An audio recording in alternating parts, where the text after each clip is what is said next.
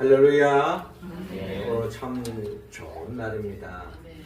하나님께서 오늘 또 우리를 통하여 큰 영광 받기를 원하십니다. 하나님께는 영광이요 우리 모두에게는 하나님의 은혜와 은총을 충만히 받아서 한 주간도 영적 전쟁에서 승리하며 또 이 땅에서 일상 속에서 하나님의 나라를 맛보고 그리고 전파하며 또 영원한 천국을 꿈꾸며 살아가는 우리 모두가 되기를 주의 이름으로 축원합니다.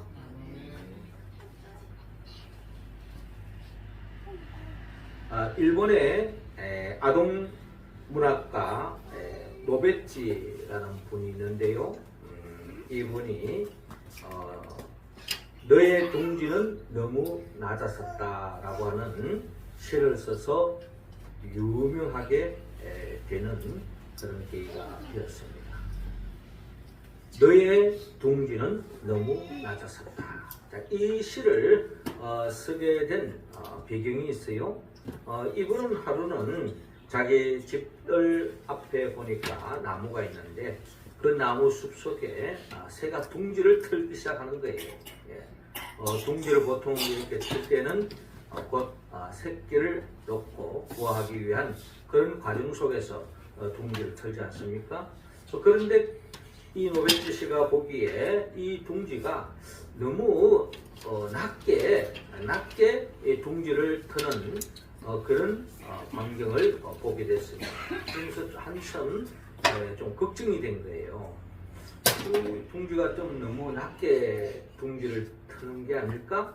혹 고양이가 습격해서 다음에 이 새끼가 부화했을 때에 어려움을 겪지 않을까 하는 그런 노파심이 있는 겁니다. 그렇다고 해서 이 노베치 씨가 이 새에게 뭐라고 말할 수도 없고 또 둥지를 자기가 임의로 또 옮기면은 우리가 잘 알다시피 둥지에 손을 타면은 또 새가 또 더 이상 둥지를 만들지 않는 경우가 있지 않습니까? 그래서 그냥 걱정스러운 마음을 계속 지켜보게 되었습니다. 아닌 게 아니라 시간이 흘러가면서 둥지가 이제 완성되어졌고 거기에 이제 알을 까고 또 새끼가 이제 부화되어 가지고 또 나름 이 둥지 속에 어떻게 보면 새의 한 가정이 꾸려지게 된 거겠죠. 그런데 오래전에 이 노베치 씨가 우려했던 대로 이 고양이가 이 둥지를 습격한 것입니다. 그래서 새끼들은 온데간데 없고 핏자국만 놓여져 있고 둥지가 훼손된 그 광경을 보면서 너의 둥지는 너무 낮았었다 라고 하는 시를 쓰게 된 것입니다.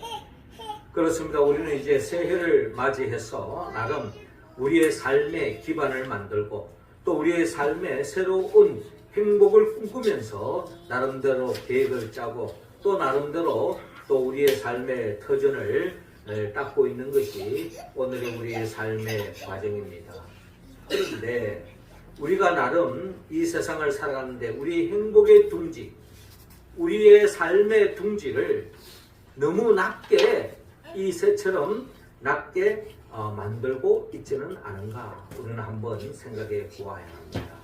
우리가 이 세상적인 것을 의지하고 이 세상적인 것으로 인하여서 우리가 행복을 꿈꿀 때는 다 한계가 있다라는 것입니다. 언제 어느 순간에 그 행복이 깨어질 줄 모릅니다. 그래서 우리 주님은 우리 모두가 보다 더 높은 곳에 둥지를 틀기를 원합니다. 우리의 영원한 둥지가 있다면 그분은 바로 예수 그리스도입니다. 예수 그리스도께 우리의 삶의 둥지를 틀 때야만이 우리는 이 세상의 구조로부터 불안전으로부터 모순으로부터 또 위협으로부터 위기로부터 진정 극복할 수 있고 진정한 참 평안을 누릴 수 있고 참 행복을 꽃피울 수 있다라는 것입니다. 그렇기 때문에 우리의 삶의 영원한 둥지가 되시는 예수 그리스도께 우리의 삶의 둥지를 틀어야 되는데 우리의 삶의 둥지를 예수 그리스도께 둔다는 것은 결국 예수님이 누구인가를 우리가 바로 알 때에 우리는 우리의 삶에 진정한 그리고 영원한 둥지를 예수 그리스도께 둘 수 있다는 것입니다.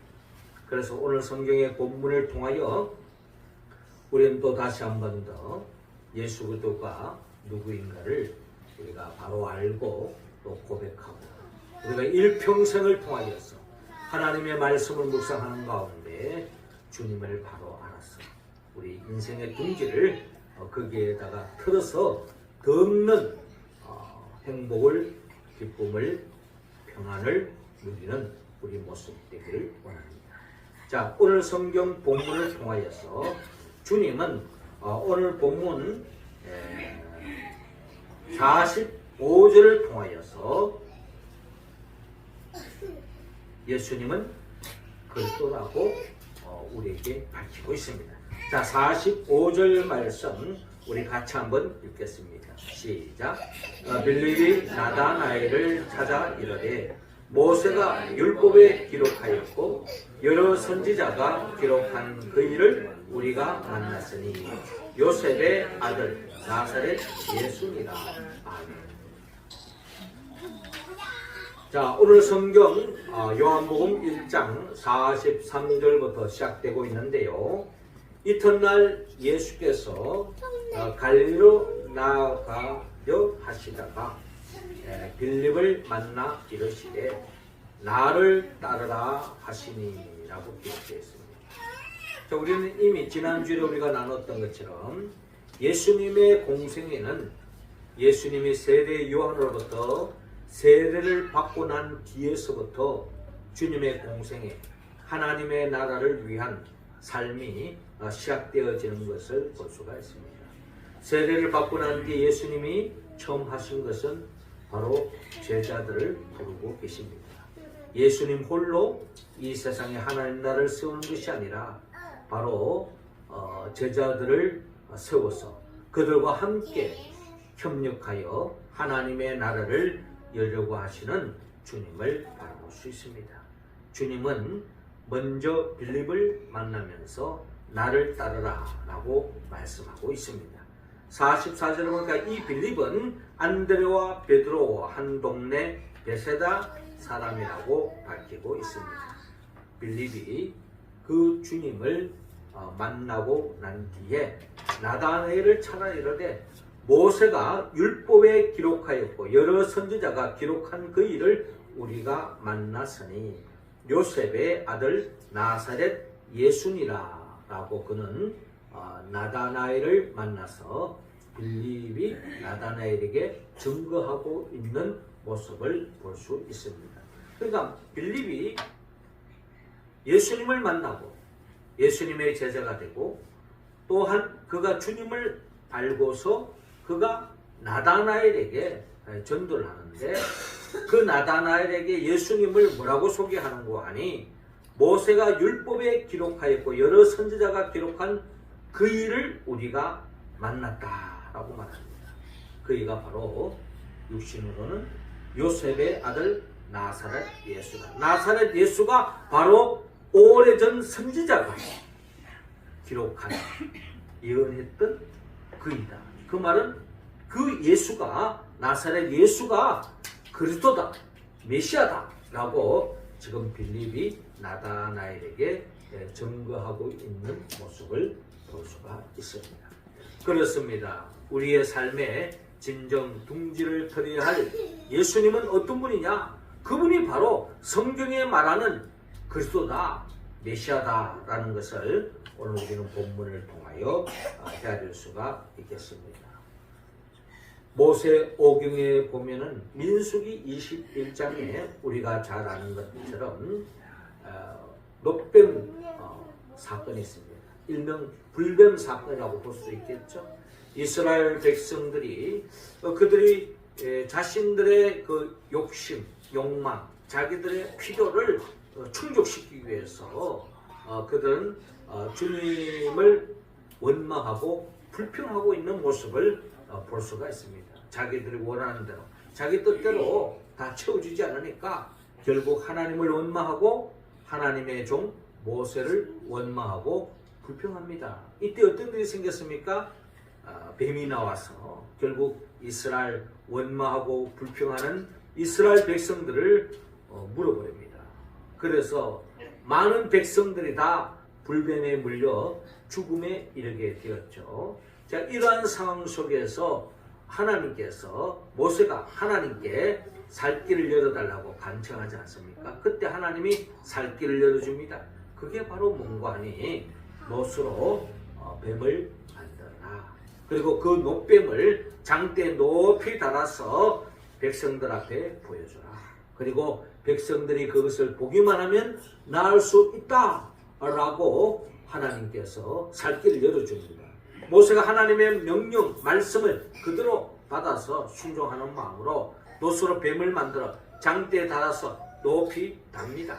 그러면서 백성들에게 이 노뱀을 보면은 불뱀에 의해서 물려 죽어가는 사람이 살 수 있다라고 증거합니다.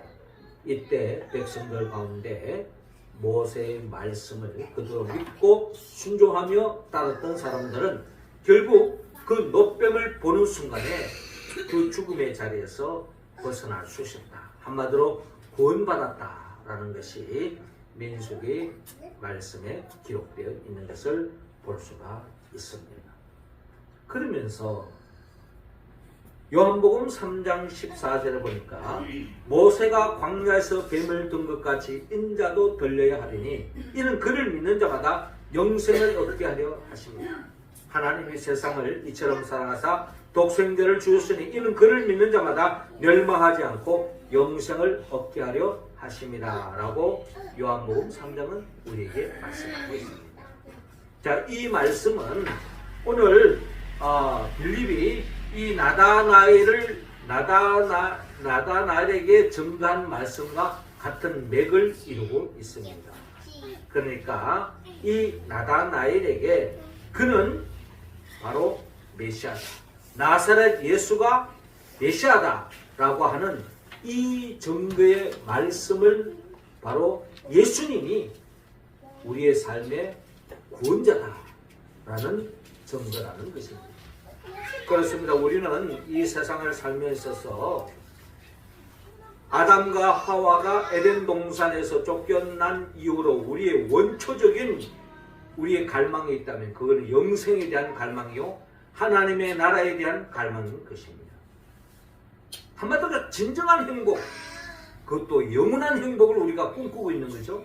그런데 그 영원한 행복, 참된 그 행복을 안겨줄 수 있는 분은 오직 예수 그래도 한 분밖에 없다라는 것을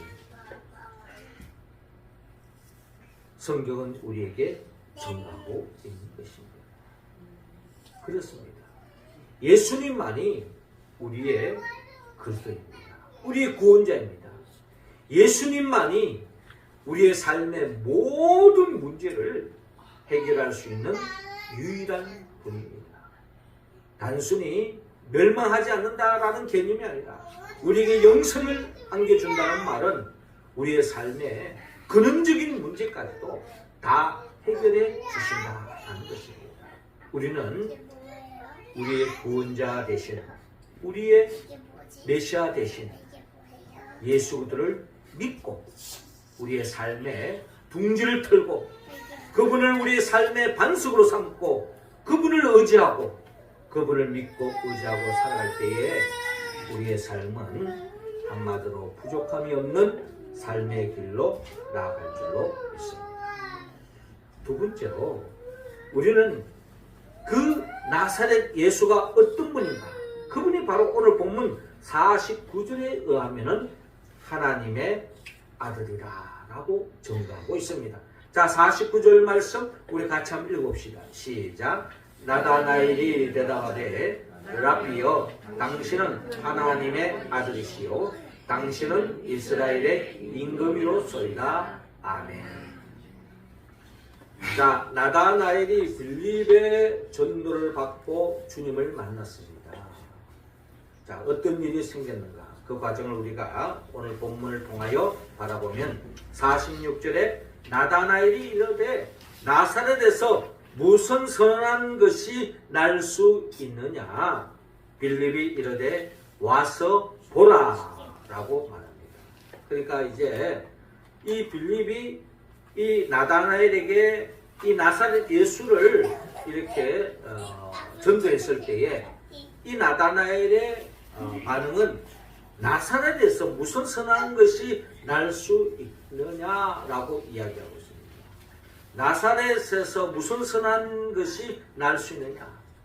한마디로 나사렛은 작은 동네이기 때문에 그게 무슨 우리가 오랫동안 우리 조상들이 그렇게도 증거해왔고 꿈꿔왔던 그 메시아, 그 그리스도가 이 나사렛 동네에서 나다니 말도 안 된다. 뭐 이런 이야기 아니겠습니까? 그랬더니 빌립이 이르되 와서 보라 라고 말합니다. 이렇게 작은 동네 나사렛에서 무슨 뭐 선한 것이 있겠느냐, 뭐 대단한 것이 있겠느냐. 그랬을 때 빌립은 와서 보라는 거예요. 네가 직접 와서 보고 그분을 만나 보라는 겁니다. 내가 하는 말이 맞는지 틀렸는지. 자, 47절에 예수께서 나다나엘이 자기에게 오는 것을 보시고 그를 가리켜 이르시되 보라 이는 참으로 이스라엘 사람이라 그 속에 간사한 것이 없도다 라고 말합니다. 그러니까 주님은 영적으로 이 나다나엘이 어떤 자인 것을 영적으로 꿰뚫어 보신 것 같아요. 한마디로 이 나다나엘은 주님 보시기에 참으로 이스라엘 사람이다. 그 속에 간사한 것이 없다. 참 신실한 사람이다.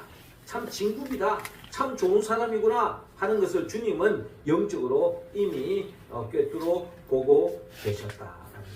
그렇습니다. 우리는 사람을 대하면 저 사람이 어떤 사람인가 우리는 다 알지 못해요. 10년을 살기도 모르는 경우가 있습니다. 아니 평생을 살아도 모르는 경우가 있습니다. 왜? 사람은 상황에 따라 변하기 때문에 상황에 따라 우리가 뭐 음식 먹는 그런 취향도 바뀌듯이 성격도 바뀌고 그렇기 때문에 사람은 어떤 사람을 규정할 수가 없어요. 사람은 상황에 따라 바뀝니다. 또 연세가 드시면 뭐 우리 어르신들 좀 듣기에 거부할지 모르겠지만 나이가 많으면 어린아이와 같이 된다 하는 이야기를 하지 않습니까? 제가 우리 어머니가 지금 원래 94세 되시는데 우리 어머니를 뵈면서 저는 우리 어머니가 늘 그렇게도 그냥 참 대단하신 분이고 우리 어머니는 참 그냥 말 그대로 어머니다 하는 그런 마음으로 있는데 이제 94세가 되니까 어머니께서 하시는 그런 말과 생각들이 어떨 때는 참 이해가 요즘 최근 잘 안 될 때가 있어요. 그래서 예전부터 사람들이 하는 말 나이가 먹으면 어린아이같이 된다. 그렇잖아요. 어린아이가 되면은 다 자기 중심적으로 되는 거예요. 그게 나쁜 것이 아니라 자기 중심적으로 된다는 게 다 나쁜 건 아니잖아요. 애들가 배고프면 배고프다고 우는 거 젖달라고 이야기하는 게 애들의 마음 아닙니까? 그 우리 어머니를 보면서 이제 94세가 되시니까 어머니도 점점 어린아이가 되어가시는구나. 이제 이런 어떤 생각이 들더라고요. 그 사람의 마음은 자꾸 바뀌는 겁니다. 근데 오늘 주님을 만난 이 나다나엘 주님의 평가는 그 속에 간사한 것이 없더라. 신실한 사람이다라는 것을 주님이 보시게 된 것입니다. 그래서 48절에 나다나엘이 이르되 어떻게 나를 아시나이까? 예수께서 대답하여 이르시되 빌립이 너를 부르기 전에 네가 무화과나무 아래에 있을 때 보았노라 라고 말합니다. 주님이 나다나엘을 알아본 거예요. 그때에 나다나엘의 고백이 오늘 49절에 잘 나타났습니다. 나다나엘이 대답하되 랍비여 당신은 하나님의 아들이시오. 당신은 이스라엘의 임금이로소이다 라고 고백합니다. 사실 이제 이런 과정은 나다나엘을 주님의 첫눈에 보고 주님이 나다나엘을 알아보는 우리가 이해되지만 나다나엘이 어떻게 주님을 하나님의 아들이라고 또 이스라엘의 임금이라고 고백할 수 있느냐?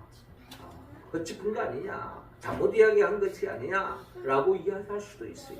그럴 수도 있습니다. 우리가 일반적으로 사람들과 만날 때 좀 좋은 말 할 때 립서비스로 하기도 하잖아요.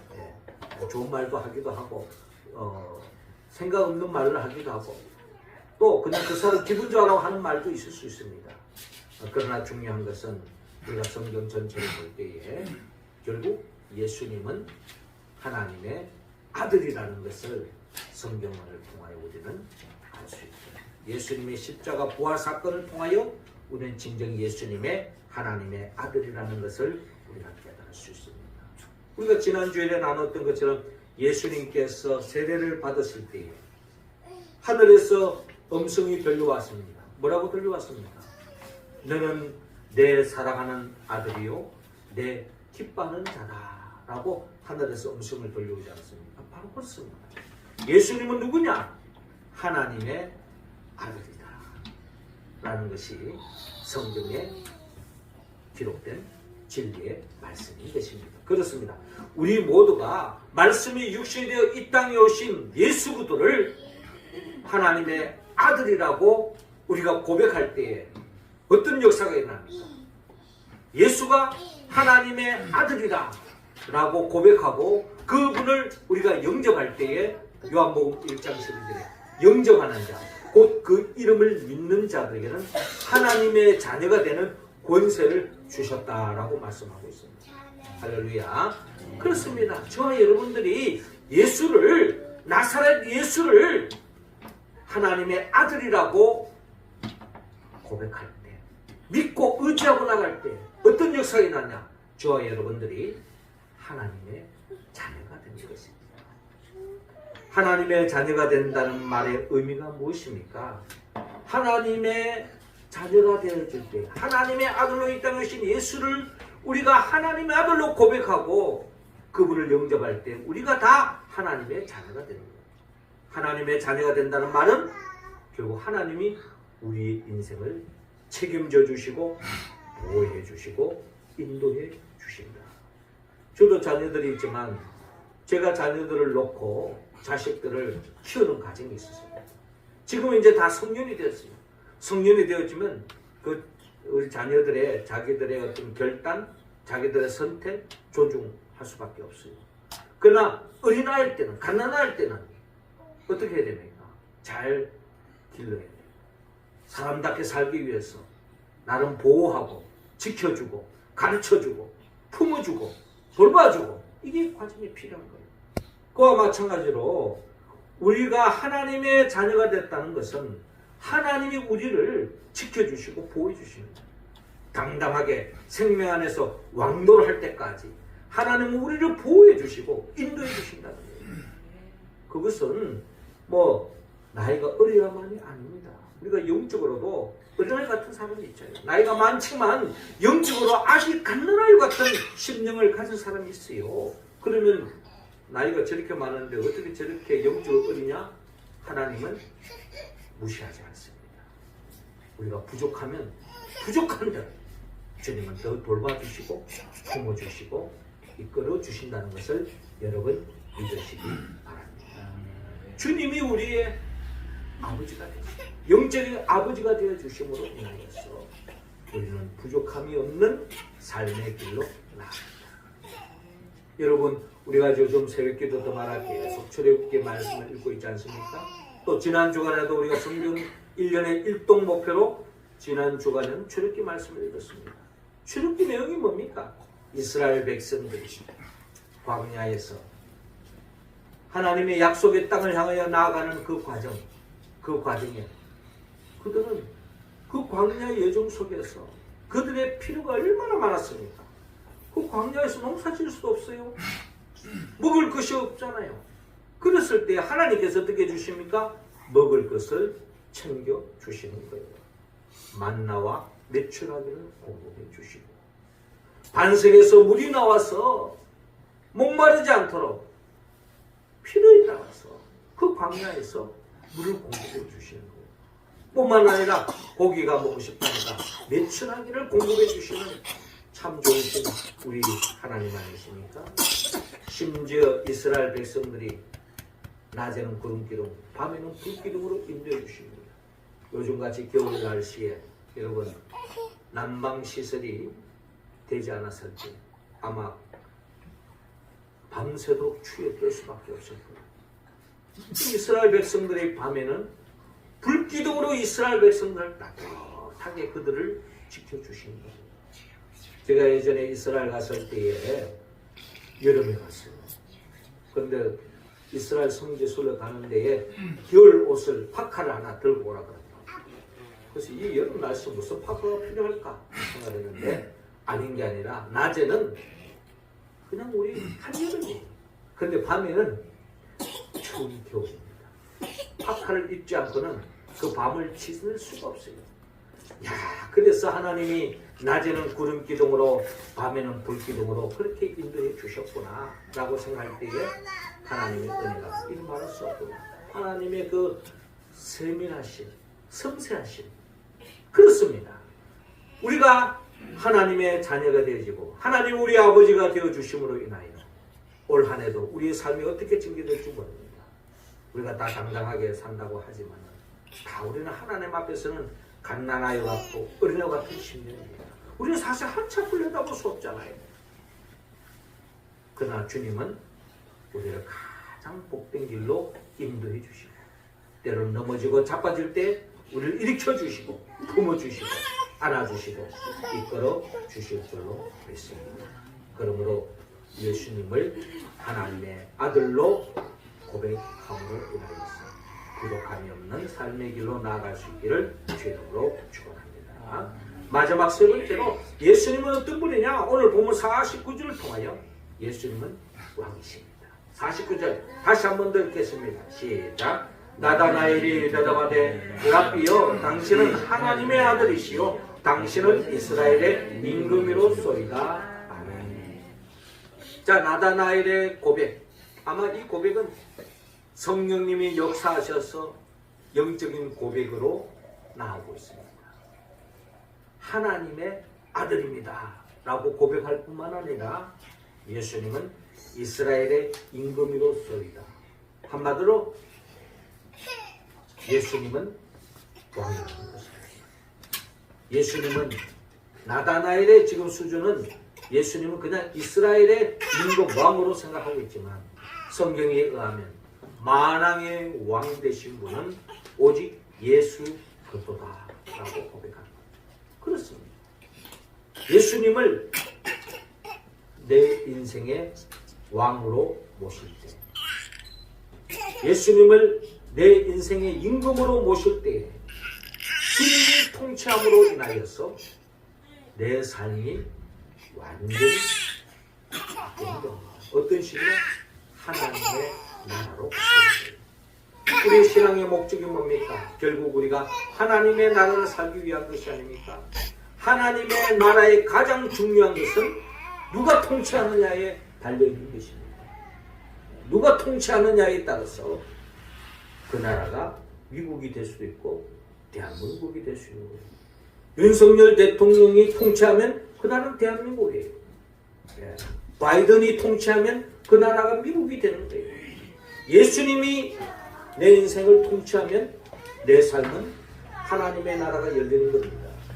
그러나 예수님을 내 삶의 왕으로 모시지 않으면 결국 그 자리는 내가 차지하는 것이 아니라 사탄이 차지함으로 결국 하나님의 나라에서 멀어지고 불행한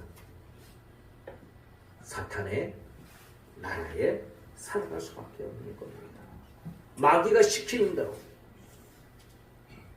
죄와 세상과 육신과의 싸움에서 매 순간순간 패배하고 결국 참된 행복을 누릴 수 없다는 겁니다. 그러나 예수님을 내 인생의 왕으로 모시고 주님의 통치함을 따를 때에 우리는 진정 부족함이 없는 삶의 길로 나아갈 수 있다. 주님이 내 인생의 왕이 되어질 때에 주님의 통치함을 따를 때에 우리는 부족함이 없는 삶을 사는데 요한복음 2장을 보면요. 예수님이 처음으로 일으킨 기적이 뭡니까? 가나의 혼인잔치 아니겠습니까? 물로 포도주로 만드는 거예요. 그 물이 포도주로 바뀌는 그 역사는 주님의 말씀에 순종할 때 일어났습니다. 가나의 혼인 잔치집에 포도주를 준비했어요. 충분히 준비했습니다. 마음껏 즐길 수 있도록 준비했어요. 그런데 우리 인생은 예기치 못한 일이 늘 발생하잖아요. 손님이 많이 왔는지, 아니 온 사람들이 너무 많이 마셨는지 포도주가 떨어졌습니다. 흥이 깨지는 그런 위기에 처했을 때에 예수님께서 마침 그 잔치집에 계셔서 하인들에게 항아리에 물을 채워라. 그리고 그 물을 떠서 연회장에 갖다 주라. 갖다 주는 순종하는 그 상황에 물이 포도주로 변화되어지는 역사가 일어났다는 것입니다. 우리의 삶도 마찬가지입니다. 우리의 삶 속에 널려져 있는 물, 흔한 물과 같은 그것이 우리의 삶에 무슨 행복이 되겠느냐라고 여겨질지 모르지만 주님의 말씀에 순종하며 살아갈 때에 주님께서 우리의 삶을 변화시켜서 물이 포도주로 변화되는 것처럼 예전에는 아무 가치 없었던 내 행복과는 거리가 멀었던 그것이 하나님이 만져주시고 역사하실 때 거기에 엄청난 기쁨과 행복을 일으키는 역사가 일어날 줄로 여러분 믿으시기 바랍니다. 심지어 여러분 나사로 그 마르다와 마리아의 그 가정에도 나사로의 죽음을 인하여 얼마나 참 슬픔에 비통함이 빠졌습니까?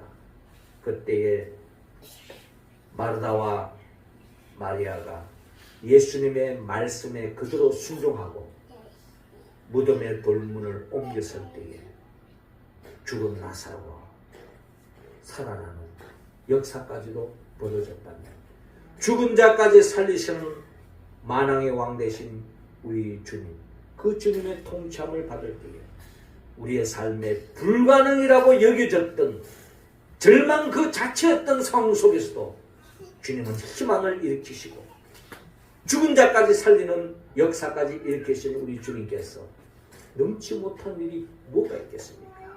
주님께서 우리를 가장 복된 길로, 행복한 길로 인도해 주실 줄로 믿습니다. 여호와는 나의 목자시니 내게 부족함이 없으리로다. 여호와를 나의 목자로 내 인생의 주인으로 왕으로 주님의 통참을 입을 때에 우리는 부족함이 없는 삶의 길로 나아갈 줄로 믿습니다. 사랑하는 성도 여러분, 오늘 하나님은 우리 모두가 그리스도 되신 예수 그리스도, 하나님의 아들이신 예수 그리스도, 왕이 되신 예수 그리스도께 우리 인생의 둥지를 털기를 원합니다. 그 둥지만이 우리를 보장해 주시고 영원히 행복을 지켜주시고 영생의 길로 하나님의 나라로 이끌어 주실 줄로 믿습니다. 우리가 어떻게 할 때 예수를 그리스도라고 하나님의 아들로 왕으로 우리가 인정하고 믿고 의지하고 따를 수 있을까요? 우리는 성령의 도움이 없이는 할 수 없습니다. 성령은 예수 그리스도의 영입니다. 예수님이 누구입니까? 예수님은 말씀으로 천지 만물을 창조하신 분이요. 아담과 하와가 에덴 동산에서 쫓겨남으로 말미암아 잃어버린 그 영생, 그 하나님의 나라를 다시 되찾아주기 위하여 친히 인간의 몸으로 오셔서 우리의 죄를 대신 짊어지고 십자가에 못 박혀 죽으시고 죽은 자 가운데 3일 만에 부활하시고 승천하시고 지금도 하나님 보좌 우편에서 우리에게 성령을 보내주시기를 원하십니다.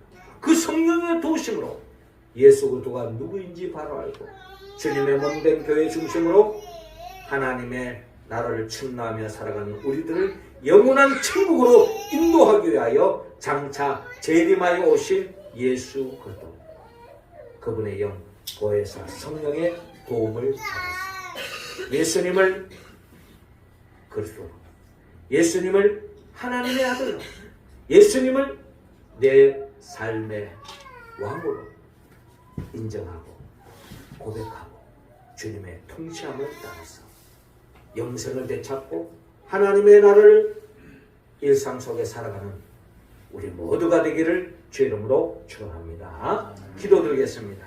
하나님 아버지, 이 시간 우리 한 사람 한 사람 성령의 기름을 부어 주옵시고 성령 충만함으로 말미암아 예수님을 그리스도 하나님의 아들로 왕으로 고백함으로 우리 인생을 예수님께 둥지를 틀어 올 한해도 주님의 보호하심 속에, 주님의 인도하심 속에, 주님의 통치함 속에 더없이 부족함이 없는 삶을 살아가는 우리 모두가 되게 하여 주옵소서. 예수님의 이름으로 기도드립나이다. 아멘. 우리 찬송